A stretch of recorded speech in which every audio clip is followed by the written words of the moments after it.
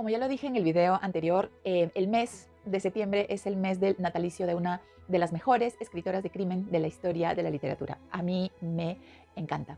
Y esta vez voy a hacer reseña de la saga de Miss Marple, una viejecita solterona que vive en un pueblecito del campo donde todos se conocen, llamado St. Mary Mead. Jane Marple tiene una capacidad de observación asombrosa, un análisis muy interesante y un pensamiento crítico admirable. Virtudes que la convierten en una investigadora formidable. Y hay un rasgo que debemos rescatar y que es el eje de esta mente tan analítica y que siempre se las arregla para estar varios pasos por delante de los demás. Es el conocimiento de la naturaleza humana. Y justamente eso hace que pueda codearse con diversos inspectores del mismísimo Scotland Yard.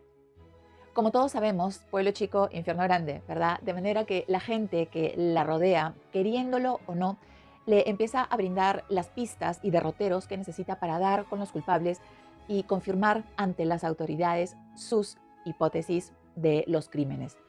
Lo bueno de esta saga es que cada entrega no consta con más de 200 páginas, entonces las haces en una sentada. Otra ventaja es que tienen un dramatis personae al comienzo, ya que son muchos personajes que van ingresando a la trama y eso contribuye a que sigamos mejor el desenlace de la historia.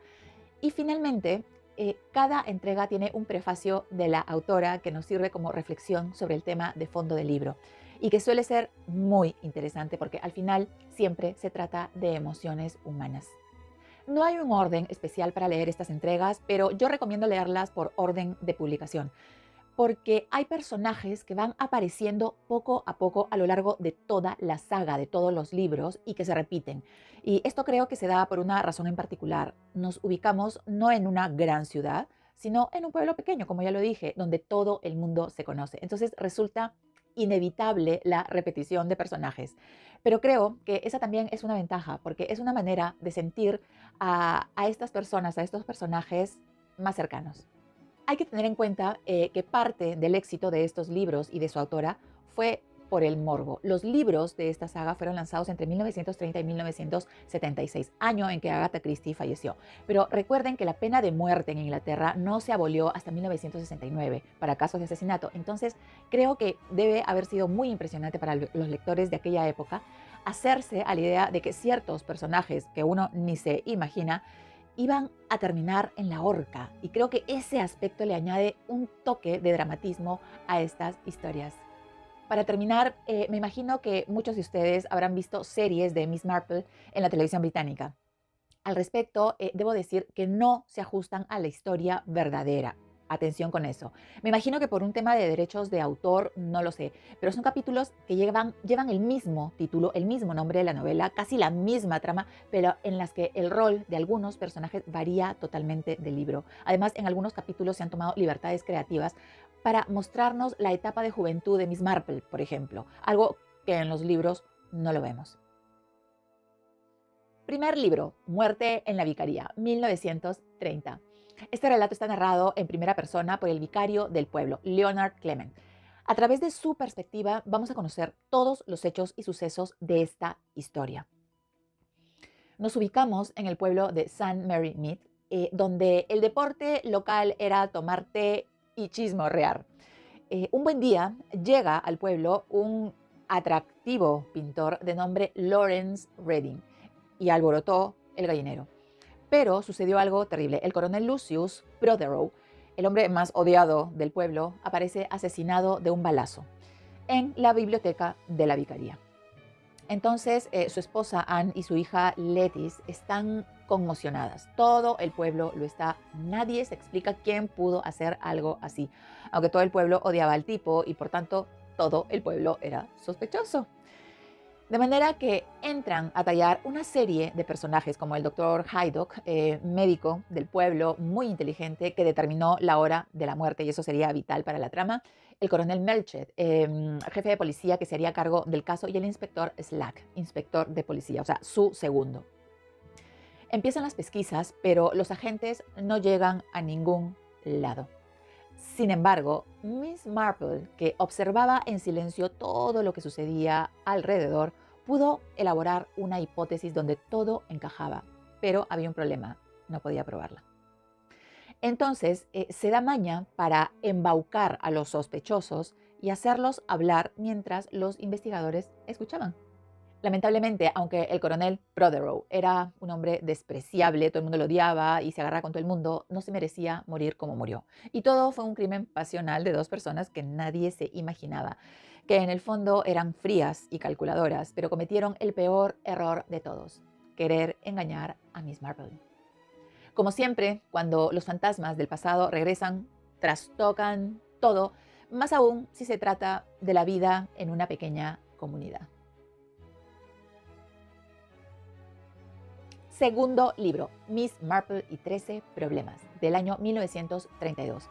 Esta entrega es muy interesante porque se trata de una reunión entre amigos que se juntan en casa de Miss Marple y comparten historias sobre crímenes sin resolver, donde ellos eran protagonistas o testigos. Evidentemente, el que cuenta el caso conoce el desenlace y los demás tienen que determinar quién es el asesino y cómo termina la historia. Este grupo de variopintos personajes se hace llamar el Club de los Martes. El libro cuenta con 13 capítulos que son 13 misterios muy, muy interesantes, imperdibles. Y a partir del capítulo 7 cambiamos de ambiente y nos ubicamos en casa ya no de Miss Marple, sino de Dorothy Bantry. Además, serían otros los participantes en esta reunión, a excepción de dos que sí se repiten. Y por supuesto, Miss Marple, ¿cómo no? La dinámica era la misma: resolver los enigmas.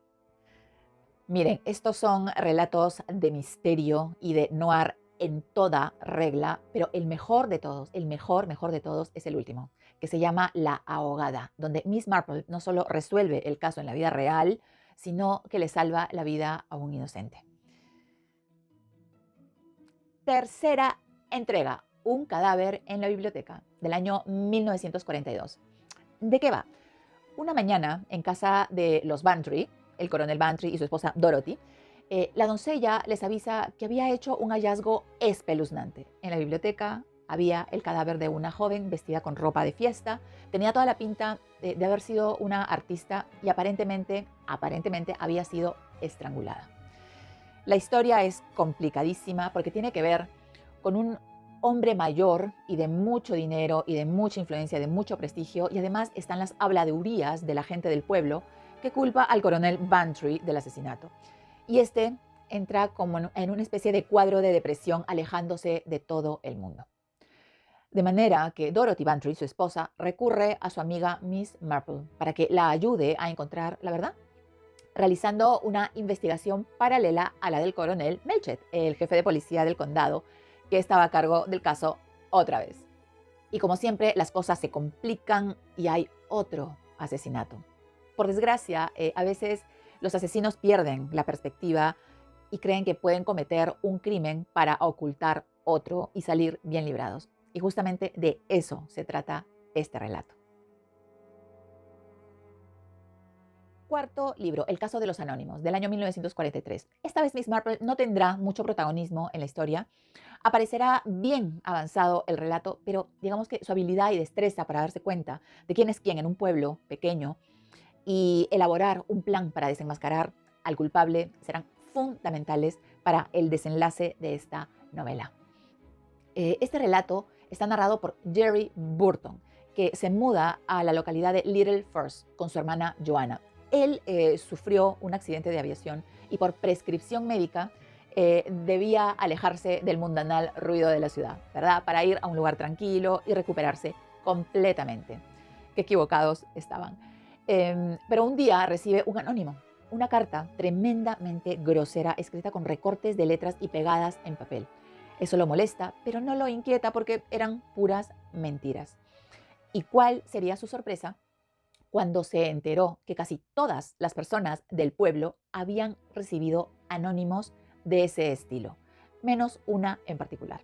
Todo bien hasta que una de estas cartas anónimas provocó el suicidio de la señora Symington, una mujer muy sensible que no estaba anímicamente bien y que el leer este anónimo con cosas terribles desencadenó la desgracia. Entonces ya se convierte en un asunto de la policía. Los inspectores Graves y Nash tomarían el caso. Jerry se vería involucrado en este tema porque una persona que él quería mucho, a la que estaba unido sentimentalmente, se pondría adrede en el ojo de la tormenta para desenmascarar al culpable, que era muy cercano a ella. Esta movida va a ser una movida muy inteligente, pero muy riesgosa a la vez. Debo decir que los giros que hay en la narración son muy atractivos, muy entretenidos, y el desenlace es sobresaliente.